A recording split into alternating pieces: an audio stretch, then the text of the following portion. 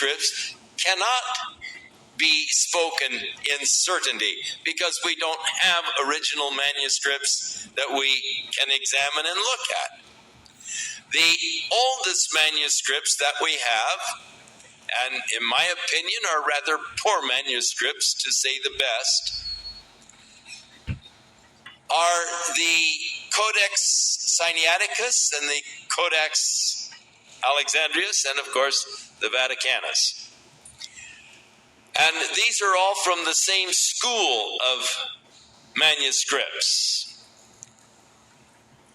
And it is true, it is not in these manuscripts, nor is in these manuscripts the latter portion of Mark's Gospel of the 16th chapter from verse 7 on.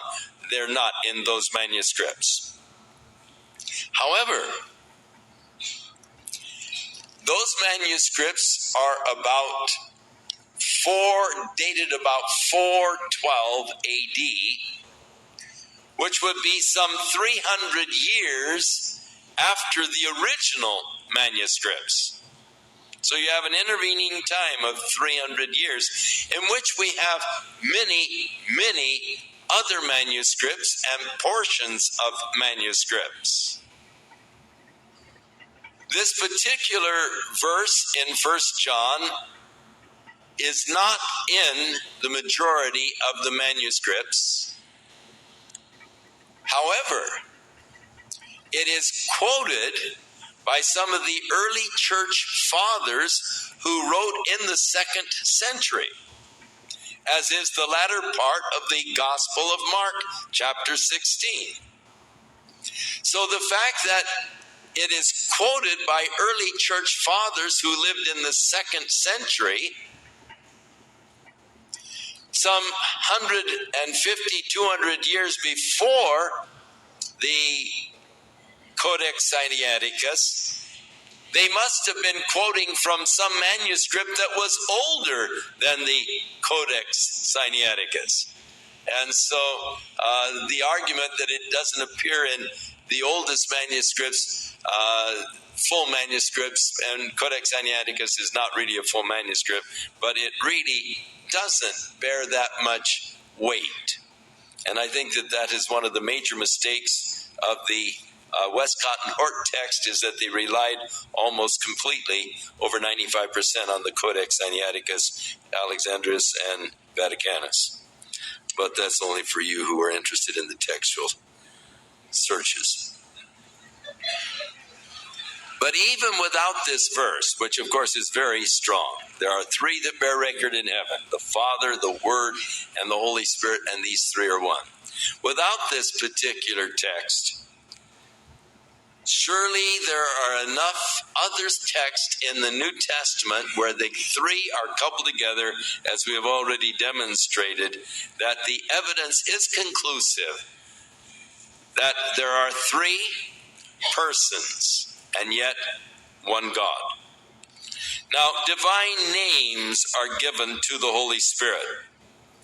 In Acts chapter 5, verse 3, but Peter said, Ananias, why has Satan filled your heart to lie to the Holy Spirit and to keep back part of the price of the land? You remember Ananias, his wife Sapphira, sold some land, and they brought a portion of it and laid it at the apostles' feet. Now, it was a bit of hypocrisy because Ananias was acting like he was giving everything, giving all, you know. And Peter said, why has Satan filled your heart to lie to the Holy Spirit, in that you have kept back part of the price of the land? And then he said, look, you didn't have to give anything. While it remained, was it not your own? And after you sold it, it was in your own power. You could do with the money whatever you wanted. But why have you conceived this thing in your heart, this deception? And then he said, you have not lied unto men, but unto God. Now, in the previous verse, he said, you've lied to the Holy Spirit. And now he said, you have lied to God. And so there is a geometrical theorem that applies here. It's been too long since I've had my geometry to remember the theorem, but something about equal sides and equal angles mean equal something, So if you've lied to the Spirit and then you've lied to God, then it makes them equal. It means they are the same. In 2 Corinthians chapter 3:18, Paul speaks of our being transformed from glory to glory by the Spirit of the Lord. Now, the phrase, the Spirit of the Lord, has been translated in the newer versions more correctly and more literally from the Greek. By the Lord, the Spirit. And it's in the Greek, hapokurios pneumatos, the Lord, the Spirit. The Holy Spirit possesses divine attributes. He is eternal. Hebrews 9:14. How much more shall the blood of Christ, who through the eternal Spirit offered himself without spot to God, purge your conscience from dead works to serve a living God. Again, the Trinity, the blood of Christ, through the eternal Spirit, purges your conscience from dead works to serve the living God. The Holy Spirit is omnipresent. Psalm 139:7. Whither shall I go from thy Spirit? Whither shall I flee from thy presence? If I ascend up into heaven, thou art there. If I make my bed in hell, behold, thou art there. If I take the wings of the morning and dwell in the uttermost parts of the sea, even there shall thy hand lead me, and thy right hand shall hold me. Spirit is omnipresent. In heaven he is there. Hell he is there. The uttermost parts of the sea he is there. I can't flee from the Spirit. He is omniscient. 1 Corinthians 2:10. But God hath revealed them unto us by his Spirit. For the Spirit searcheth all things, yea, the deep things of God. He knows all things, the deep things of God. For what man knoweth the things of man, save the Spirit of man which is in him? Even so the things of God knoweth no man, but the Spirit of God. He knows, as with God, all things. He's omniscient. The Holy Spirit is omnipotent. When the angel was promising to Mary that God had chosen her as the vessel to bring the Messiah into the world, and she questioned, how can this be, since I am really a virgin? I have not had relationships with a man. The angel answered and said unto her, Luke 1:35, the Holy Spirit shall come upon thee, and the power of the highest shall overshadow thee. The Holy Spirit is the power of the highest. Therefore also that Holy One which shall be born of thee shall be called the Son of God. All three, the Holy Spirit, the power of the highest, and the result is the Son of God. The Holy Spirit is identified with Jehovah of the Old Testament. Verses that in the Old Testament are described to Jehovah, in the New Testament are ascribed to the Holy Spirit. Isaiah 6:8, for instance. Also I heard the voice of the Lord saying, whom shall I send, and who will go for us? Then said I, here am I, send me. And he said, go and tell this people, hear ye indeed, but understand not. See ye indeed, but perceive not.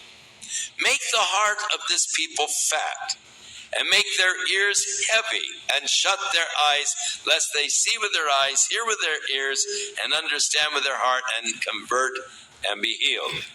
Acts 28:25. Paul the Apostle, when they had agreed not among themselves, he departed, and after that Paul had spoken one word, well spake the Holy Spirit by Isaiah the prophet unto our fathers, saying, Go unto this people, and saying, Hearing ye shall hear, and shall not understand, and seeing ye shall see, and not perceive. So that which the Lord spoke to Isaiah, Paul ascribes to the Holy Spirit in the book of Acts. Jeremiah 31:31. Behold, the days come, saith the Lord, that I will make a new covenant with the house of Israel and with the house of Judah. Not according to the covenant that I made with their fathers in the day that I took them by the hand to bring them out of the land of Egypt, which my covenant they break, although I was a husband unto them, saith Jehovah. But this shall be the covenant that I will make with the house of Israel after those days, saith Jehovah. I will put my law in their inward parts, I will write in their hearts, and I will be their God, and they shall be my people. And they shall teach no more every man his neighbor, and every man his brother, saying, Know Jehovah, for they shall know me from the least of them to the greatest of them, saith Jehovah, for I will forgive their iniquity, I will remember their sin no more.